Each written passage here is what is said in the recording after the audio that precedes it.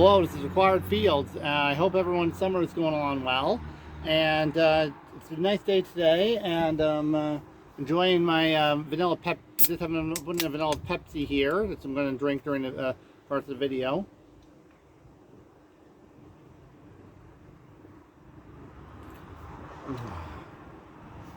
And today I'm going to be doing another installment of my Catalog Cripplers series, which is a series where I discuss albums that are very known for having harmful effects on the careers of metal bands. And today, the album that I'm going to be discussing for the Catalog Cripplers series is Morgoth, and this is their 1996 album, Feel Sorry for the Fanatic. Now, for those of you unfamiliar with Morgoth, they're a death metal band from Germany. They started out in the late 80s with in 89 and 1990 with EPs, the Resurrection, Absurd, and the Eternal Fall, and pair of EPs before putting out their full-length debut, Cursed, in 1991. Now, they're from Germany and are very much in line with the Florida wave of death metal. The band is sometimes seen as Germany's version of Death. Death circa Leprosy and Obituary. You can hear elements of both bands being very present in both of them. In 1993, Morgoth released their second full-length album, Odium. Now, this is still death metal, but it's definitely not a rewrite of the debut, or the full-length debut either, as the album contains some more melodic and atmospheric elements to it as well, and it's also a good album. I prefer what they were doing beforehand, but Odium is also worth checking out. And then in 1996, Morgoth put out their third full-length album, this one right here, Feel Sorry for the Fanatic. And what a departure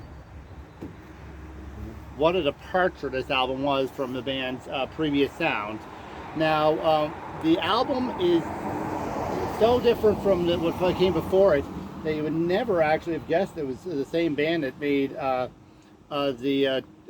Cursed, that made Odium, or the two EPs prior to Cursed, Resurrection, Absurd, and the Eternal Fall.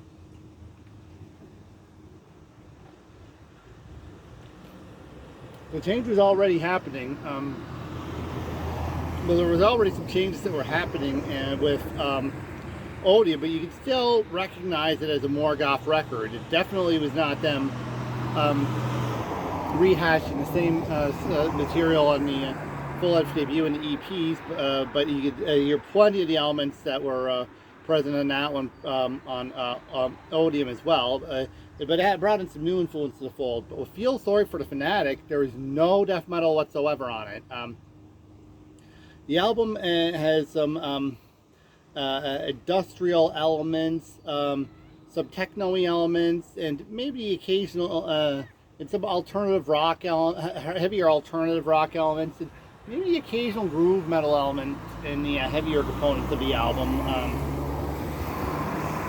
The album was very negatively received by Morgoth's fan base when it came out in 1996.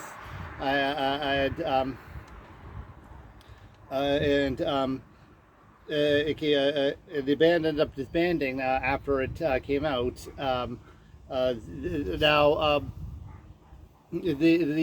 band released a music video for the song "Last Laugh" on it,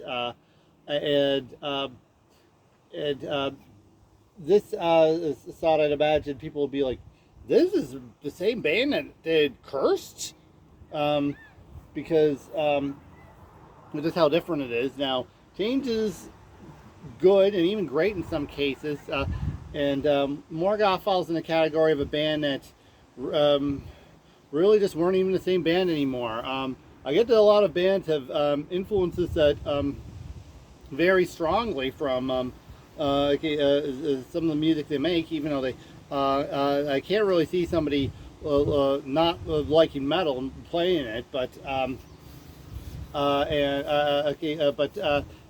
pretty much every metal band is metal, has a metal band that they like at their core, obviously. Plenty of metal bands have many stuff outside of the metal spectrum that they like, and you can incorporate some elements outside of it into metal, make it work, and sometimes it will work, sometimes it might not. It might just sound awkward. And thing is, though, Morgoth, if they like doing music like this, and that's cool and all, but the thing is, though, the album was very negatively received upon release. And in retrospect, I think it's something that they should have maybe made as a side project as opposed to releasing as a proper Morgoth album. And that way, I think some people might not have been as vitriolic towards it as they were when the album came out. But the negative effect of the band was the negative effect of the album had a band's career was very obvious. The band disbanded afterward. They would reform many years later, and in the mid-2010s put a new studio album called Ungod, which is more in common with the early 90s era of the band. It basically pretends that Feel Sorry for Fanatic never happened. However, a few years ago they disbanded again without putting a follow-up to Ungod, and